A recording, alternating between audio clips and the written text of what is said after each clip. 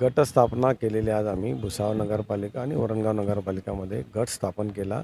भारतीय जनता पार्टीच्या भुसावळमध्ये 50पैकी 27 नगरसेवक निवडून आलेले आहे आणि युती होती तिथे युतीचे 2 नगरसेवक निवडून आले आणि 2 अपक्ष आमचे निवडून आलेले. पण आता मी फक्त भारतीय जनता पार्टीचा एक गट तयार केला, त्याची नोंदणी केली आणि वरणगावचे आमचे 21पैकी 14 लोक निवडून आले, त्याची गट नोंदणी केली. त्याच्यासाठी आम्ही इथे आलो होतो आज. दोन्ही गटाची नोंदणी झालेली आहे. भाऊ, गटनेतामधून कोणाची निवड करण्यात आली काय? भुसावळला युवराज लोणारी यांची निवड करण्यात आलेली आहे गटनेता म्हणून आणि वरणगावला श्रीमती कृष्णा माळी, दीपाली कृष्णा माळी यांची निवड करण्यात आलेली आहे. भाऊ, एक चर्चा अशी आहे की भुसावळचे जे नवनियुक्त नगराध्यक्ष आहेत त्यांच्या जात प्रमाण संदर्भातला काही विषय आहे आणि तुम्ही त्या संदर्भात कोर्टात जाण्याची तयारी आहे, काय नेमकी वस्तुस्थिती आहे विषय? त्यांच्याविषयी तक्रार झालेली ती मी काही केलेली नाही, पण विधानसभेच्या वेळेलाही असाच प्रॉब्लेम आला होता की महाराष्ट्राच्या बाहेरचे जी कम्युनिटी आहे त्यांना इथे सर्टिफिकेट इश्यू होत नाही.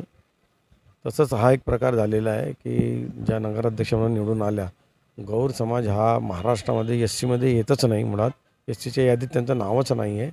पण तरी प्रांत अधिकाऱ्यांनी कुठलेही ओरिजिनल डॉक्युमेंट व्हेरीफाय न करता त्यांना कास्ट सर्टिफिकेट दिलेलं आहे अशी तक्रार झालेली आहे.